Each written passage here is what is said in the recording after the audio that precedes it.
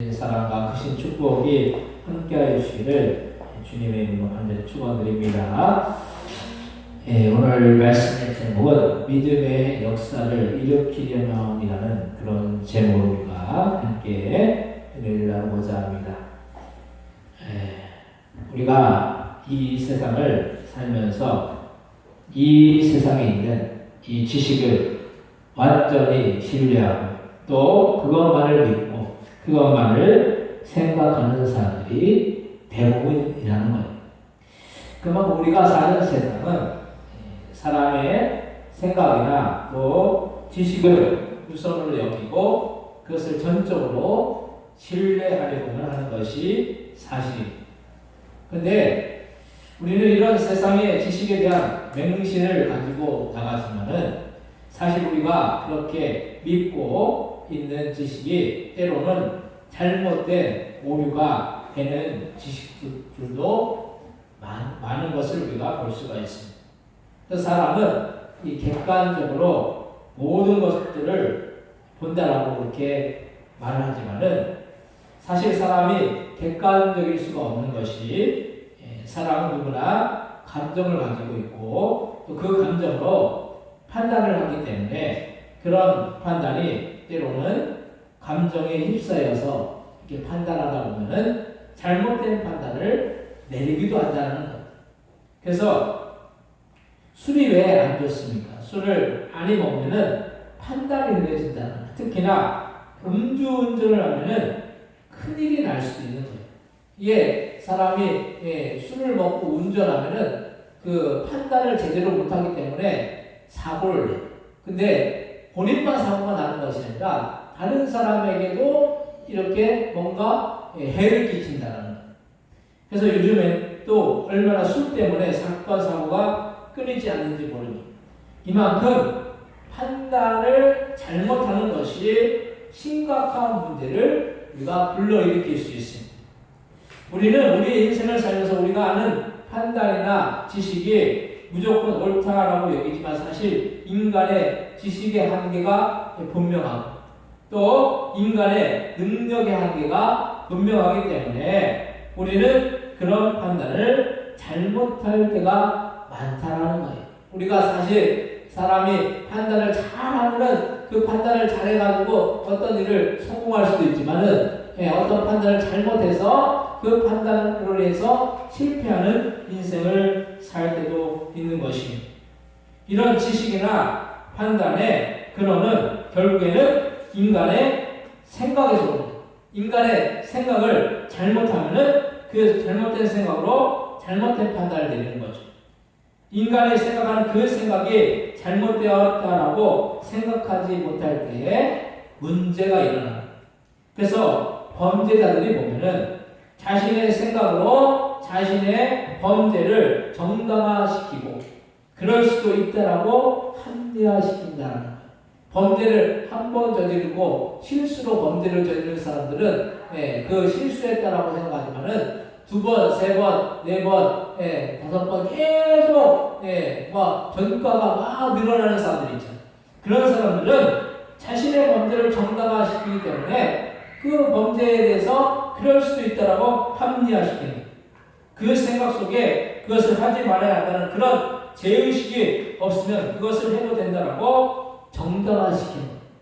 그래서 우리가 죄를 짓고도 그 죄에 대한 죄의식이 없는 사람들이 얼마나 많으냐는 거예요. 죄를 짓고도 그 죄를 지은 것에 대해서 정당화를 시키고 그리고 죄를 지은 것에 대해서 그 문제의식을 느끼지 못하고 죄를 져도 된다라고 그렇게 생각합니다. 오히려 자신의 죄를 덮기 위해서 다른 사람들의 잘못을 자신의 죄를 덮는 데 사용한다는 거예요. 그 죄의식이 없으면 자기의 죄를 인정하지 않고 그 자기의 죄를 다른 사람의 죄로 덮어버리려고 하는 거예요. 그래서 말씀에서 자신의 허물을 보지 못하고 다른 사람의 티만을 보는 잘못된 습성을 가지고 삶을 살아나간다. 그 자기의 뒷번호 못 보면서 자기가 가지고 있는 그 죄를 못 보면서 다른 사람의 그 잘못된 부분을 끄집어내가지고 그 잘못만 그렇게 문제를 삼는 거예요. 우리의 생각 속에 이렇게 제대로 생각을 집어넣는 것이 마귀가 역사하는 일인 것입니다. 우리는 주님이 주시는 생각을 하면서 그 생각은 주님의 말씀대로 이루어지는 놀라운 생각을, 놀라운 능력을 우리는 체험할 수 있는 그런 기회가 된다는 사실을 우리는 기억해야 합니다. 그러면 우리가 어떻게 하면은 이런 주님의 놀라운 능력의 역사를 말씀을 통해서 체험할 수가 있겠습니다. 첫 번째로 인간의 생각은 한계를 이룬다는, 인간의 생각은 할 수 있는 일과 할 수 없는 일을 분명히 구분해. 이런 부분이 얼마나 분명한지 모릅니다. 그래서 세상에서 어떤 일을 하려고 하면 제약받는 일들이 얼마나 많은지 모릅니다. 그래서 사람들은 능력의 한계를 많이 이야기합니다. 능력이 제한적이기 때문에 제한된 능력으로 할 수 있는 것이 한계가 있다는 그런 이야기를 많이 한다는 거예요. 그래서 사람의 능력은 분명히 한계가 있음을 부인하면 안 된다는 거예요. 내가 어떤 일을 하는 데 있어서 내 능력의 한계를 인정해야 된다는 거예요.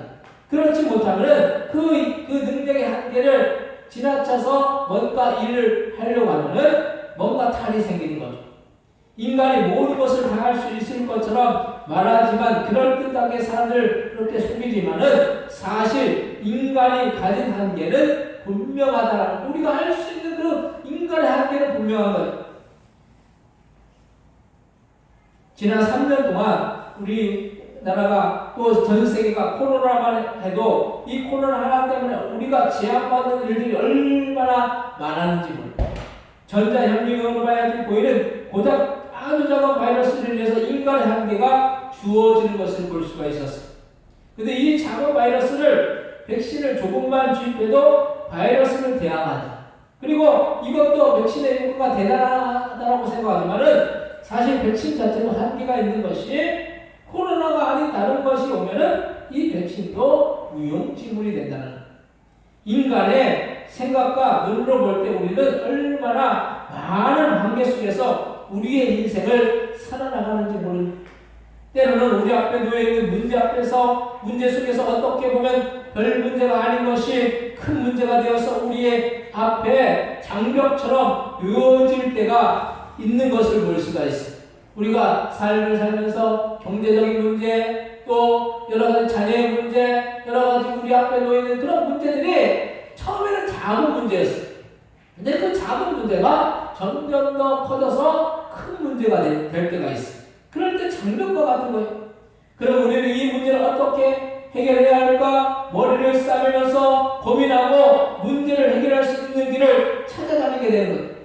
근본적인 문제가, 그런데 근본적인 문제가 해결되지 않으면 안 되는 것일 때 우리는 그 근본적인 문제보다 겉으로 드러나는 문제가 더 커 보인다는, 겉으로 드러나는 문제를 해결해 보려고 해요. 근데 그 근본적인 문제가 해결되지 않으면 겉으로 드러나는 문제는 해결될 수가 없다는 거예요. 오늘 본문에 5,000명이 빈들에서 먹을 음식이 없어서 먹을 것을 찾기 위해서 사람들이 이리저리 고민하고 수단과 방법을 찾는 모습을 우리가 볼 수가 있습니다. 오늘 보면 요한복음 6장 3절에서 7절 말씀 같이 한번 읽겠습니다. 요한복음 6장 3절에서 7절입니다. 예수께서 산에 오르사 제자들과 함께 거기 앉으시니 마침 유대인의 명절인 유월절이 가까운지라 예수께서 눈을 들어 큰 무리가 자기에게로 오는 것을 보시고 빌립에게 이르시되 우리가 어디서 떡을 사서 이 사람들을 먹이겠느냐 하시니 이렇게 말씀하시는 친히 어떻게 하시는지를 아시고 빌립을 시험하고자 하심이라. 빌립이 대답하되 각 사람으로 조금씩 받게 할지라도 200데나리의 떡이 부족하리이다. 아멘. 그래서 이 사람들이 빈들에서 예수님의 말씀을 들으려는 사람들이 장정 남자만 5,000명이었어요. 그리고 그의 여자와 아이까지 하면은 몇만 명의 사람들이 배가 고파가지고 먹을 것을 주어야 하는 상황. 그런데 예수님이 빌립에게 이 사람들을 어떻게 먹이겠느냐고 말씀하시는 빌립은 사람들보다 조금씩 받게 하여도 200데나리의 떡이 부족하다라고 말하면서 보이는 것으로 판단하고 떡을 어떻게 사서 먹게 하느냐고 그렇게 말하는 거예요.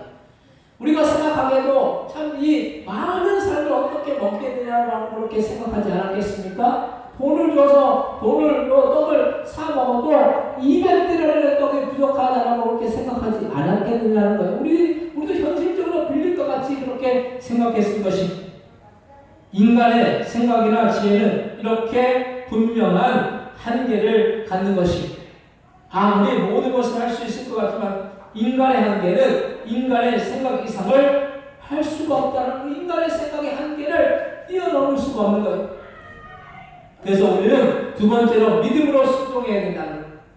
믿음은 항상 믿음으로 생각하는 것만을 말하지 않아요. 믿음은 항상 생각 이상의 행동을 요구하는 것입니다. 믿음이 생각만 일 때는 그 믿음은 생각 이상이 될 수가 없는 것입니다.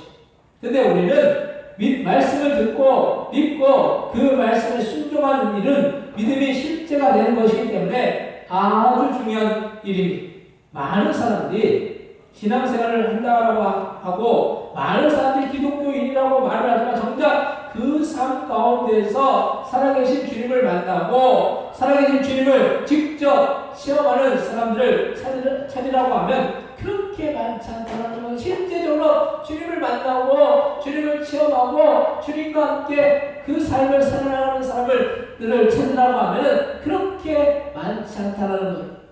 그래서 많은 그리스도인들이 주님의 말씀이나 주님의 음성을 듣기보다는 사람의 소리를 더 들으려고 하고 사람의 소리에 더 귀를 기울이고 세상의 지식이나 지혜나 이 어떤 것에 그것에 더 의지하는 것을 볼 수가 있어요.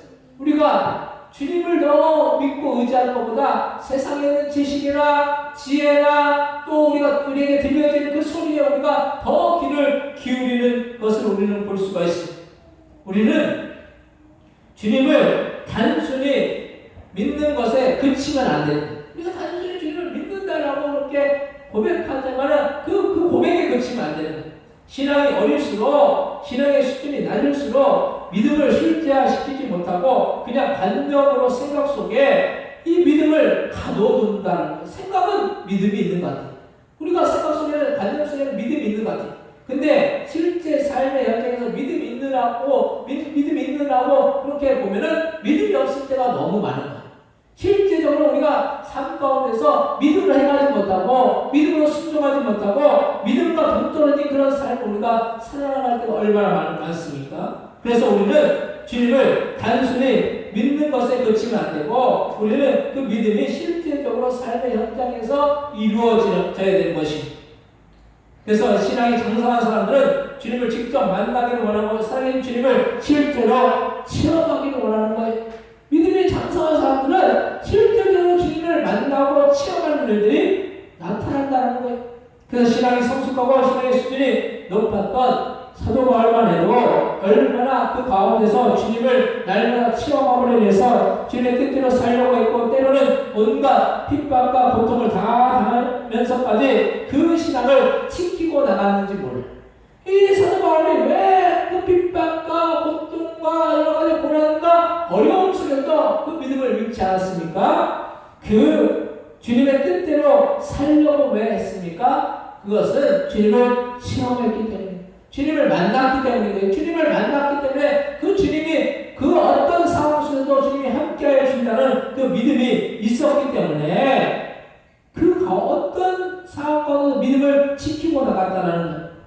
우리는 신앙생활을 못하는 이유로 스스로 신앙생활을 하지 않는 것을 합리화시킵니다.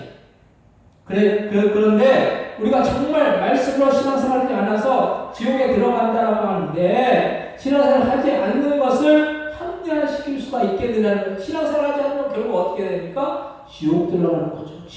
지옥불에 떨어지는 거죠.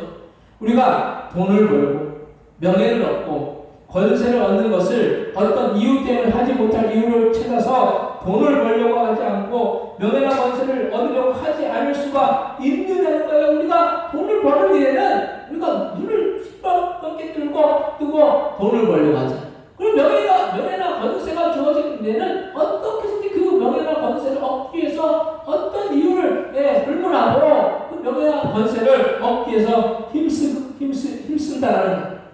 그것은 우리가 그만큼 우리의 마음이 주님을 믿는 것보다는 다른 곳에 더 가 있기 때문입니다. 만약 우리가 믿지 않아서 천국에 들어가지 못하고 지옥에 들어간다는 확신이 있다면 우리는 어떤 일이 있어도 믿음 생활을 대충할 수가 없다는 거예요. 그래서 우리가 믿음으로 말씀대로 순종한다는 것은 그만큼 우리의 믿음의 수준이 높은 것이라는 사실을 우리는 잊지 말아야 되는 것입니다. 우리가 어떤 사람이 어려움을 당해, 그리고 어떤 사람이 환난을 당해, 어떤 사람들이 문제 가운데 있어요. 근데 그 문제와 환난과 어려움에 있는 그것이 불쌍한 것이 아니라 그 문제와 어려움과 환난 속에서 주님을 바라보지 못하고 세상의 수단과 방법으로 뭔가 해결하려고 할 때 그게 불쌍하다는 거예요. 그래서 이 세상에서 수준이 높으면 그 수준이 높은 것으로 인해서 그 자체로 존경을 받고 대우를 받죠. 우리가 신앙의 수준을 높이자라는 거예요. 우리가 신앙의 수준을 높이면 주님이 우리를 인정하시고 그 자체로 주님께서 우리를 존중하시는 거예요. 하물며 우리의 신앙의 수준을 높여서 주님의 말씀이라면 무조건 순종하는 우리를 주님께서 인정하시지 않겠느냐는 거예요. 우리가 주님의 인정을 받아야 되는 거죠. 사람의 인정을 아무리 많이 받아도 주님의 인정을 받지 않으면 그건 아무 의미가 없는 거예요. 오늘 본문에서 이런 순종한 사람이 나옵니다. 오늘 본문 요한복음 6장 8절에서 10절 말씀 한번 같이 보겠습니다. 제자들 하나 곧 시몬 베드로의 형제 안드레가 예수께 여쭤오되 여기 한 아이가 있어 돌도 5개와 물고기 2마리를 가지고 있나이다. 그러나 그것이 이 많은 사람에게 얼마나 되겠사옵나이까. 예수께서 이르시되 이 사람들과 함께하라 하시니 그곳에 잔디가 많은지라 사람들이 앉을 수가 5,000명쯤 되더라. 아멘. 안드레가 어떤 한 아이를 예수님 앞에 데리고 와서 아이가 내놓은 보리떡 5개와 물고기 2마리를 주님께 보입니다. 오병이어를 주님께 보이는 거예요. 예수님이 말씀하셨는데 믿음으로 순종한 사람은 안드레와 이 한 아이였다라는 거예요. 사람들이 생각하기에 이 보리떡 5개와 물고기 2마리로 이 5,000명을 먹고도 5,000명 그리고 장정과 여자와 아이가 다 합치면 몇만 명이 되는 사람들을 먹인다라는 것이 얼마나 참 헛되고 얼마나 참 어리석고 얼마나 이 보기에 참 지혜롭지 못한 일이에요. 근데 안드레와 이 아이는 그 보리떡 5개와 물고기 2마리를 가지고 온 거예요. 우리가 생각하기에도 참 어리석다라고 생각하겠죠. 근데 이 믿음으로 이렇게 이 순종했을 때 우리가 보기에도 어리석고 허풍처럼 들리고 거짓말처럼 보이는 이 일을 이룬 거예요. 그런데 안드레아 아이 하나의 믿음의 순종으로 보리떡 5개와 물고기 2마리를 내어 놓았을 때 얼마나 큰 역사가 나타났는지 5,000명을 먹고도 그리고 여자와 아이까지 몇만 명이 먹고도 결국 얼마나 많은 사람들이 먹고 그리고 12광줄이나 남는 그런 기적의 역사가 나타나는 것을 우리가 볼 수가 있습니다. 그래서 우리는 순종할 때 역사가 나타난다는 것. 꼭 말씀에 순종하는 사람은 주님의 놀라운 능력의 역사를 경험하는 것을 볼 수가 있습니다. 믿음으로 아들 이삭을 바치라는 그 말씀에 순종한 아브라함을 통해서 민족을 이루신 놀라운 축복의 역사를 체험한 것을 볼 수가 있습니다. 또한 모세가 믿음으로 이스라엘 백성들을 애굽의 압제에서 구원하여 가나안 땅에 들어갈 수 있는 놀라운 축복의 역사를 일으키는 것을 우리는 볼 수가 있습니다. 아브라함도 100세에 얻은 아들 이삭을 바치라고 주님이 말씀하셨을 때 참 황당했을 거예요. 인간적으로 생각했을 때는. 그래 인간적으로 생각했을 때는 황당했지만은 그 황당한 일을 믿음으로 순종해서 아브라함은 이삭을 바쳤을 때 그 이삭도 구원함을 얻고 아브라함을 통해서 이스라엘이라는 그런 거대한 민족을 이루게 하시고 지금은 거대한 그런 나라를 이루게 하신 것을 우리가 볼 수가 있습니다. 우리가 엉뚱하다라고 어떻게 보면 참 황당하다라고 생각하는 그런 일들을 우리가 그 가운데도 믿음으로 순종하면은 그 믿음의 순종을 보고 주님이 역사하십니다. 모세도 믿음으로 이스라엘 백성들 애굽의 압제에서 구원하여 가나안 땅에 들어가시는 놀라운 축복의 역사를 일으키는 모습을 우리가 볼 수가 있다는 거예요. 우리는 믿음은 단순한 믿는 신념이라 생각만으로만 부려가는데 그 이유는 그 믿음대로 행하는 것이 어떻게 보면 무모하고 어떻게 보면 무식하게 보이기 때문인데 우리가 이 믿음이라는 것이 그냥 순종하는 것이 어떻게 무식하게 보이고 또 무모하게 보이는 것이 사실. 근데 우리가 진정으로 우리가 믿음을 갖고 나가고 한다면은 그것이 무모한 것이 아니라 실제 우리의 삶 속에서 일어나는 일들이 되는 거예요. 우리가 믿음이라는 것이 그냥 이론적이고 형식적이고 그냥 눈에 보이는 어떤 것이 아니라 믿음이라는 것은 눈에 보이지 않지만 믿음으로 순종하여 갈 때 주님이 그 믿음을 보시고 놀랍게 우리의 삶 가운데 역사해 주신다는 거예요. 왜 우리가 우리 스스로 우리 앞에 놓여 있는 문제 앞에서 안절부절합니까? 이걸 어떻게 해야 되지? 안절부절합니까? 우리가 정말로 믿음이 있으면 하나님이 역사하시고 주관하시는 것을 믿고 믿음으로 기도하여 나가면 주님의 놀라운 역사를 우리가 체험한다는 거예요. 우리가 믿음이 없어서 주님의 역사를 체험하지 못할 뿐이지 믿음이 있으면 그 믿음대로 주님이 우리에게 놀랍게 역사하시는 거예요. 그 사람들은 왜 저렇게 무모할까 말하지만 주님은 네가 이렇게 믿음을 지켰으니 네 믿음대로 될지어다 말씀하시는 거예요. 사막에 샘이 넘쳐나는 것은 믿음으로 순종할 때 사막과 같은 우리의 이 어떻게 보면 황당한 그런 삶 가운데 메마른 삶 가운데 주님의 그 샘을 열어주시고 그 샘을 터지게 해주시는 거예요. 우리의 삶 가운데 어떤 막혀있는 문제 가운데 우리가 낙심하고 절망하고 좌절하는 것이 아니라 믿음의 눈으로 바라보는 거예요. 믿음의 눈으로 기도하라는 거예요. 믿음으로 주님을 바라보고 기도하는 주님의 샘이 터지듯이 우리의 삶의 모든 막혔던 문제들이 열리게 해 주신 줄로 믿으시기 바랍니다. 그래서 믿음의 분량대로 주님이 역사하시는 우리의 믿음의 분량을 키워야 되는 거예요. 작은 믿음을 갖고 나가면 안 돼요. 그래서 겨자씨 하나할 만한 그런 작은 믿음이라고 할지라도 이 산이 저기 바다로 던지지라 하면은 그 작은 믿음으로 주님이 그런 놀라운 역사를 이루어 주신다는 그 사실을 우리는 기억해야 돼요.